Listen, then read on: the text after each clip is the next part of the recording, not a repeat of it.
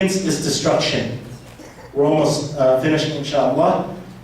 He mentioned one of his points of Ibn Qayyim rahimahullah about the evil and the destructiveness of sins and disobedience, that disobedience inherits humiliation and loneliness.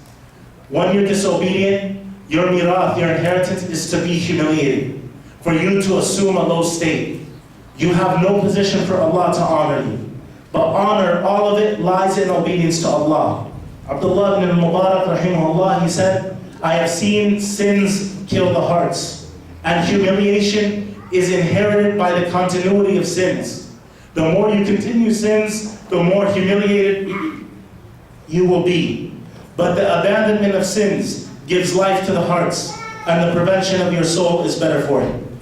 Imagine this phrase, that sins kill the hearts, and humiliation is the inheritance of the heart that is upon sin and disobedience, subhanAllah. Disobedience corrupts the intellect.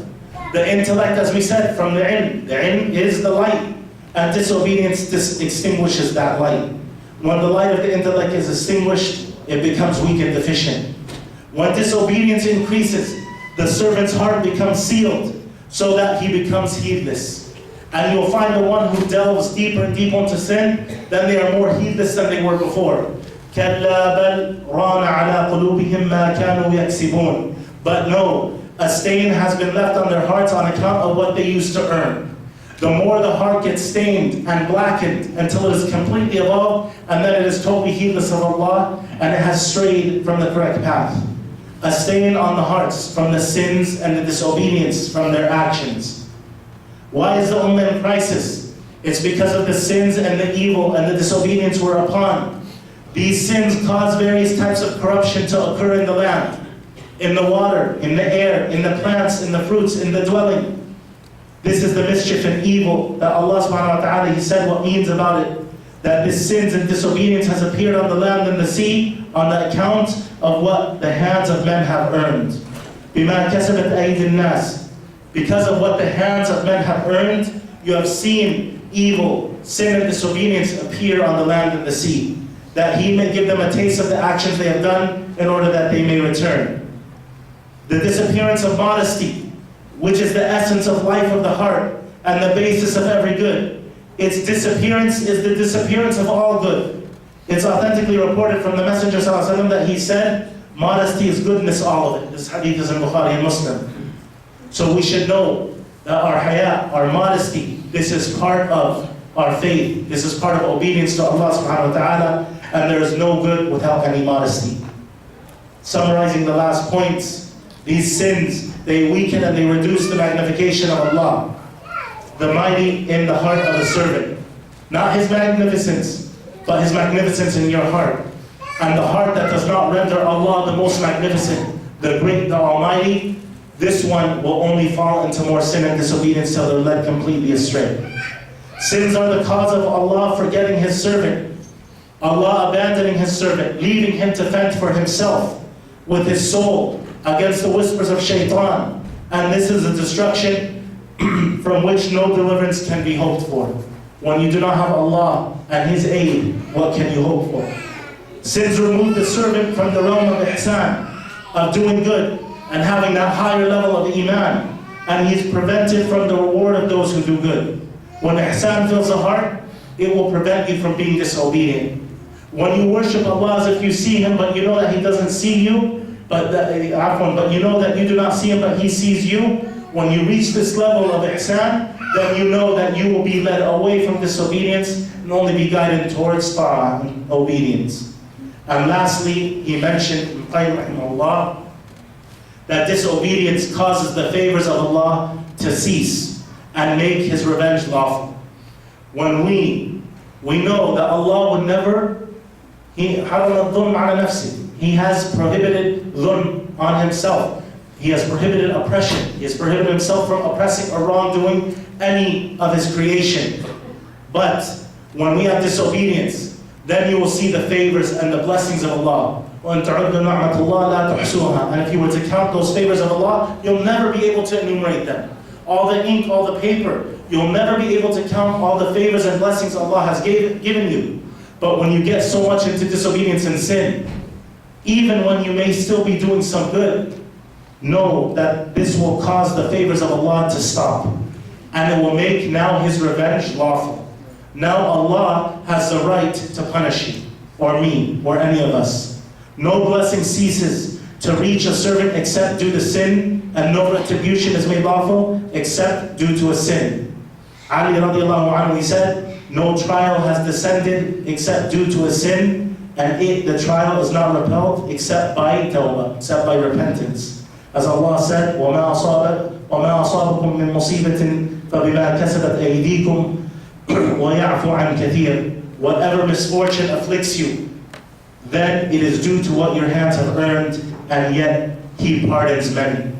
I'm sorry if I rambled on, but we want to try and stay with the program, inshallah. Inshallah, you benefited from this. Anything I said which was good is from Allah. Anything I said incorrectly or mistakes I made is from myself and shaitan.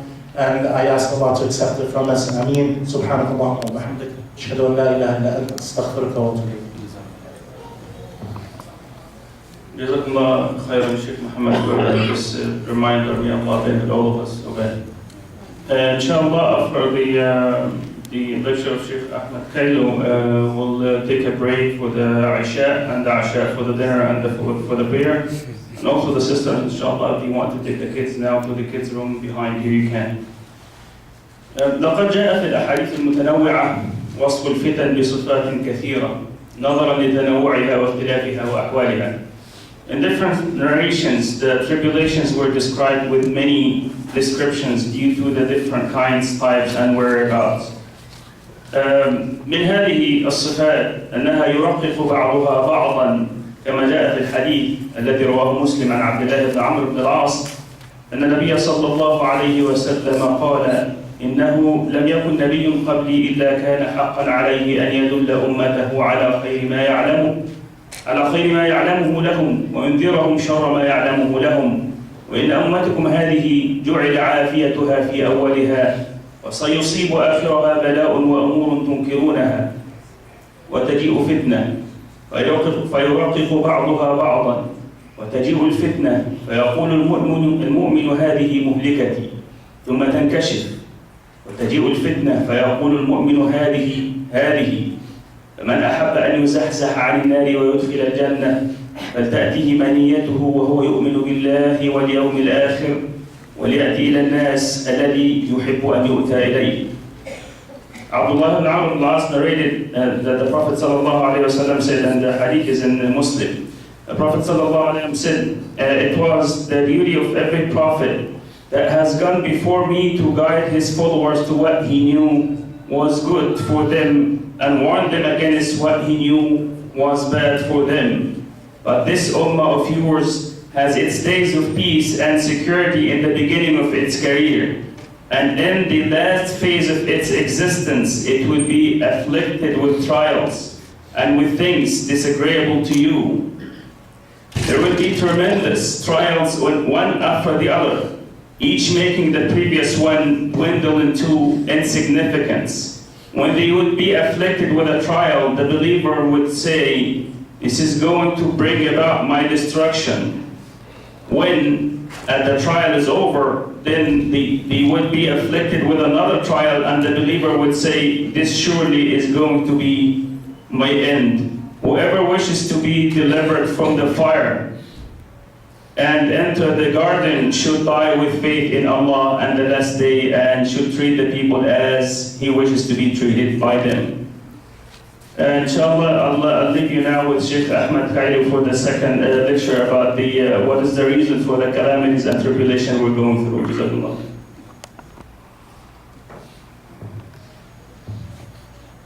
Alhamdulillah Rabbil Alameen. والعاقبة للمتقين ولا عدوان إلا على الظالمين، وأشهد أن لا إله إلا الله وحده لا شريك له، وأشهد أن محمدا عبده ورسوله صلى الله عليه وعلى آله وصحبه وسلم تسليما كثيرا إلى يوم الدين. Inshallah ta'ala, the focus in this lecture is about two major things: opposing the commands of Allah subhanahu wa ta'ala and His Messenger. If if we, inshallah, can understand that, we will know at least part of the reasons why this ummah is in a crisis. إن الله عز وجل لا يبدل حال العباد من النعمة إلى النقمة ومن الرخاء إلى الضنك ومن الأمن إلى الخوف حتى يغير العباد ما بأنفسهم من الإيمان إلى الكفر ومن الطاعة إلى المعصية ومن السنة إلى البدعة. ألم يقل ربنا جل وعلا ذلك بأن الله لم يكن مغيرا نعمة أنعمها على قوم حتى يغيروا ما بأنفسهم. Allah subhanahu wa ta'ala does not change the situation of people, of His servants. If they're living in na'im and blessing, Allah will not change it to calamities, to disasters. If they are living in peace, Allah will not change it to fear, except if the servants, they change within themselves. Allah subhanahu wa ta'ala said, that is because Allah would not change a favor which He had bestowed upon a people until they change what is within themselves. And indeed Allah is hearing and knowing. هذه سنة الله عز وجل في عباده يعاملهم بحسب أعمالهم فإذا التقى الناس ربهم عز وجل خالقهم ورازقهم أنزل الله سبحانه وتعالى عليهم البركات من السماء وأخرج لهم الخيرات من الأرض كما قال سبحانه ولو أن أهل القرى آمنوا واتقوا لفتحنا عليهم بركات من السماء والأرض. This is the sunnah of Allah subhanahu wa ta'ala. This is the way how Allah subhanahu wa ta'ala would deal with His servants. We know that Allah subhanahu wa ta'ala is the most merciful, the often forgiving. Generally speaking, Allah subhanahu wa ta'ala, these are His attributes and characteristics. But at the same time, Allah subhanahu wa ta'ala would deal with His people according to their actions. If people would fear their Lord, they fulfill what Allah subhanahu wa ta'ala commanding them with. Allah subhanahu wa ta'ala will send down the blessings and He will cause the earth to give its barakah as well.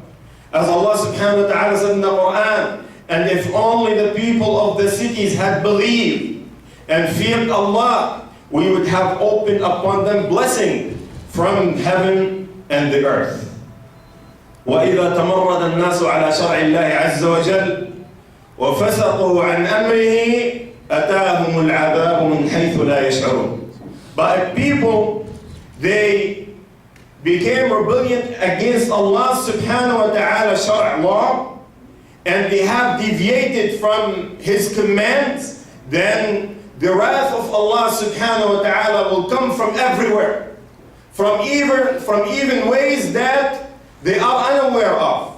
As Allah subhanahu wa ta'ala, كما قال ربنا جل وعلا, وضرب الله مثلا قرية كانت آمنة مطمئنة يأتيها رزقها رغدا من كل مكان فكفرت بأنعم الله فأذاقها الله لباس الجوع والخوف بما كانوا يصنعون.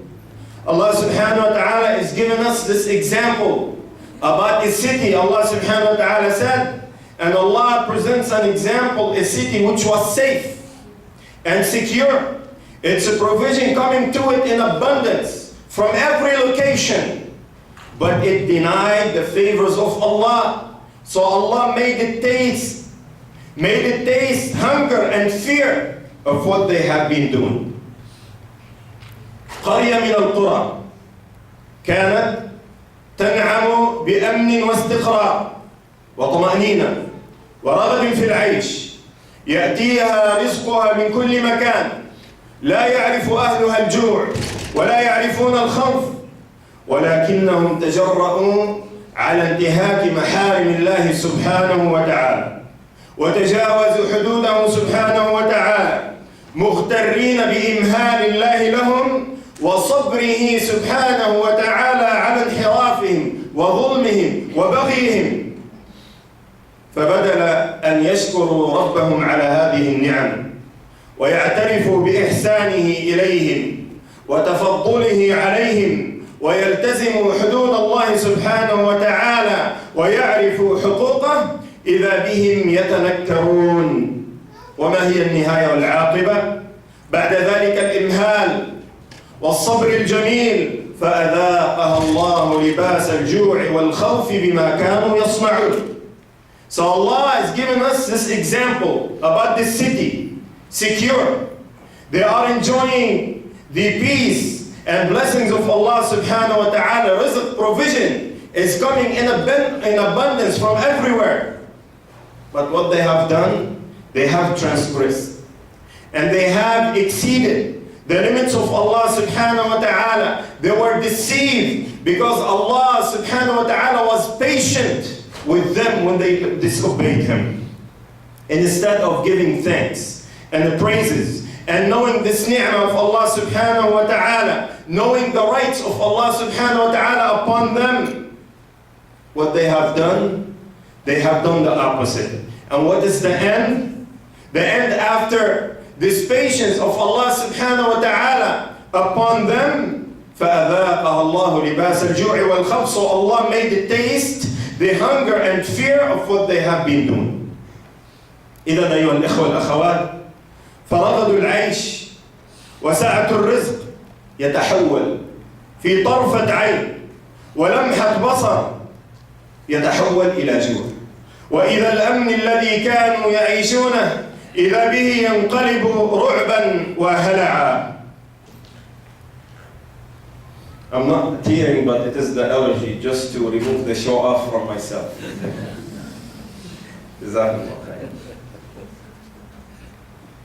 Even though the subject, wallahi subhanallah, it will make the hearts tear of the situation of this ummah is passing through, subhanallah.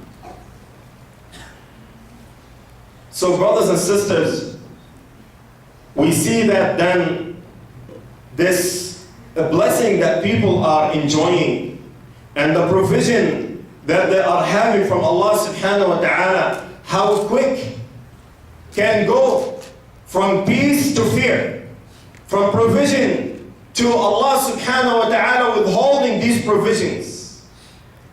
The peace becomes fear, and people, they have no security over themselves, over their honors. لا يأمن المرء على نفسه ولا على عرضه فضلا عن ماله وملكه.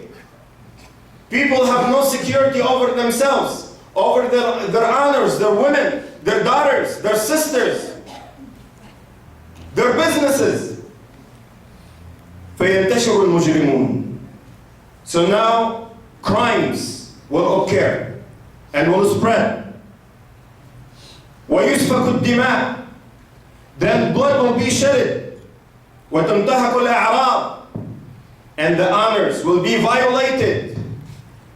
حتى يصبح الوضع كما أخبر به النبي صلى الله عليه وسلم في حديث أبو هريرة في الحديث المتفق عليه: لا تقوم الساعة حتى يمر الرجل بقبر الرجل فيقول يا ليتني مكانه. ليس الشوق إلى لقاء الله عز وجل ولكنها الفتن. Up to the limit where the Prophet sallallahu alaihi wasallam told us in the hadith narrated by Abu Hurairah, muttafaqun alayhi by Bukhari and Muslim, he said the sa'a, the last hour, will not be established until the man will pass by the grave. And he will say, I wish, he will tell the man being in the grave, he said, I wish I'm in your place. Not being desperate to meet Allah subhanahu wa ta'ala, but it is the fitan. People can no more stand to see the situation that they are living in. And I'm pretty sure that we're seeing it nowadays. والله عز وجل إذ يذكر حال هذه القرية فهو يحذرنا أن نقع في ذات الخطأ الذي وقعوا فيه. فيؤول النآل إلى مآله. Allah subhanahu wa ta'ala, yes, is giving us this example here, but He's warning us to fall and what this village or this city has fallen in. ولقد ذاقت هذه الأمة ألوانا من العقوبات المدمرة التي يشيب من هولها الولدان إما ابتلاء وتمحيصا وإما عقوبة، ولولا أن الذي سطرها في كتبهم ونقل لنا أخبارها في مصنفاتهم هم أئمة الإسلام كابن كثير والذهبي وابن الأثير وغيرهم لظننا أن ذلك ضربا من الخيال. This ummah of Muhammad sallallahu alayhi wa sallam has tasted the wrath of Allah subhanahu wa ta'ala.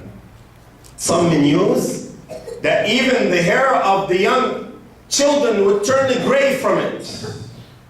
Maybe it's a test from Allah Azza wa Jal, or it could be it's a uquba, it's a punishment from Allah subhanahu wa ta'ala.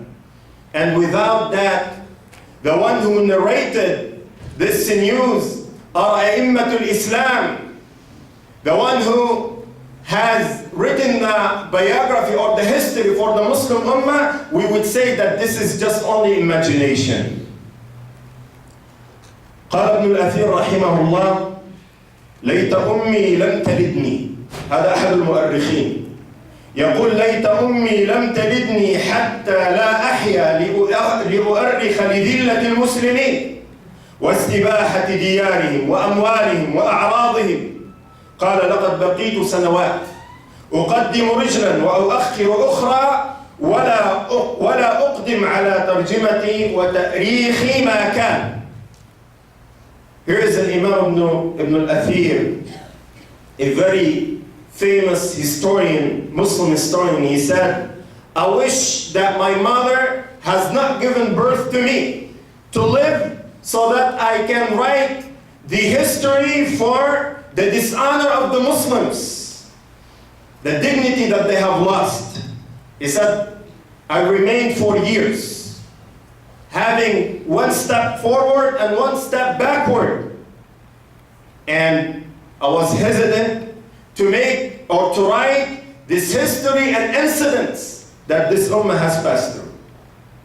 ذكر ابن كثير رحمه الله خبر الغلاء والجوع الذي أصاب بغداد.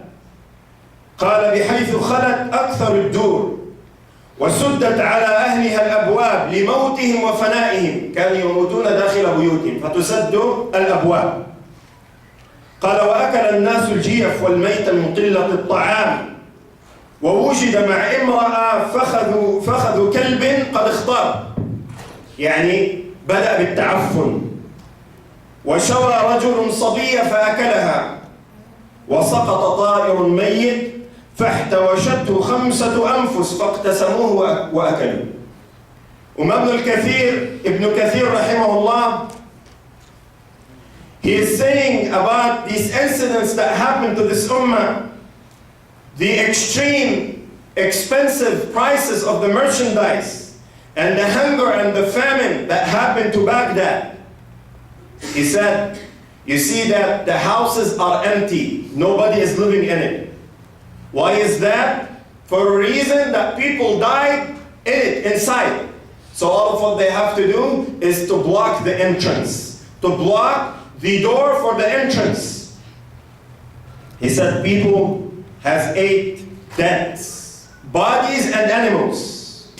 He said that one time they found a leg or a thigh of a dog that became green with one woman eating it. He said, and a man has fried a lady to eat it. He said, and the bird has fallen down dead, so 5 people snatch it and they distribute it amongst them. وذكر ابن كثير رحمه الله كذلك ما أصاب بلاد مصر من الغلاء الشديد والجوع العظيم. قال: حتى أكلوا الجيف والميت والكلاب، فكان الكلب يباع ب5 دنانير، وماتت الفيلة فأكلت ميتاتها، وظهر على رجل يقتل الصبيان والنساء، ويدفن رؤوسهم وأطرافهم ويبيع لحومهم فقتل وأكل لحمه. وكان لا يجسر أحد أن يدفن ميته نهارا وإنما يدفنه ليلا. لماذا؟ خشية أن ينبش القبر فيؤكل الميت. Ibn Kathir also, he is mentioning some of what happened to Misr, to Egypt, in the year of 462 after the Hijrah, from the extreme expensive prices of the merchandise and the famine and hunger. He said people has eaten dogs, dead dogs, and maytat and dead bodies. And the dog used to be sold for 5 dananir, 5 gold coins. He said the elephant died and people ate the dead elephants. And they found out a man killing, murdering men and women. So he will bury their heads and their parts and he would sell the body. So they killed him and they ate his flesh. And no one was brave enough to bury his dead in the daytime. Why? Because they will dig the grave and they will eat the body. هكذا أيها الإخوة والأخوات، هكذا عقوبة الله عز وجل إذا نزلت. That's how the عقوبة, the wrath of Allah subhanahu wa ta'ala, if it descends from Allah subhanahu wa ta'ala to His people. وإذا أردنا أن نهلك قرية أمرنا متر فيها ففسقوا فيها فحق عليها القول فدمرناها تدميرا. Allah subhanahu wa ta'ala said, and when we intend to destroy a city, we command its affluent, but they defiantly disobey their end. So the word comes into effect upon them, and we destroy it with complete destruction. قال الإمام الشنقيطي رحمه الله في أضواء البيان: قول الله عز وجل: وإذا أردنا أن نهلك قرية أمرنا متر فيها، أي أمرناهم بطاعة الله وتوحيده وتصديق رسله واتباعهم فيما جاءوا به. Imam al-Shanqiti rahimahullah in his tafsir أضواء البيان, and Allah subhanahu wa ta'ala is saying, and when we intend to destroy a city, we command its affluent, but they defiantly disobey their end. He said Allah would command them to have tawheed for Him, and that they believe the prophets and messengers and not belittle them and not belying them, and to follow them of what they brought from Allah subhanahu wa ta'ala. فَفَسَقُوا أي خرجوا عن طاعة أمر ربهم وعصوا. So they will disobey, they will rebel, they will deviate. فحق عليها القول أي وجب عليها الوعيد. Allah subhanahu wa ta'ala said, so the word comes into effect upon it. فدمرناها تدميرا أي أهلكناها إهلاكا مستأصلا. وأكد فعل التدمير بمصدره للمبالغة. دمرناها تدميرا في شدة الهلاك الواقع به. So Allah subhanahu wa ta'ala, He said, so the word comes into effect upon it, and we destroy it with complete destruction. So not only any destruction, complete destruction. وكما في الصحيح من حديث أم المؤمنين زينب بنت جحش رضي الله عنها قال إنها لما سمعت النبي صلى الله عليه وسلم يقول لا إله إلا الله ويل للعرب من شر قد اقترب فتح اليوم من ردم يأجوج ومأجوج مثل هذه وحلق بإصبعه الإبهام التي تليها. قالت له يا رسول الله أنهلك وفينا الصالحون؟ قال نعم إذا كثر الخبث، إذا كثر الفساد. المشكلة أن الفساد اليوم قد عم وطم ليس في بلاد الكفر بل بلاد المسلمين، والمسلمون يساعدون ويذكون هذا الفساد.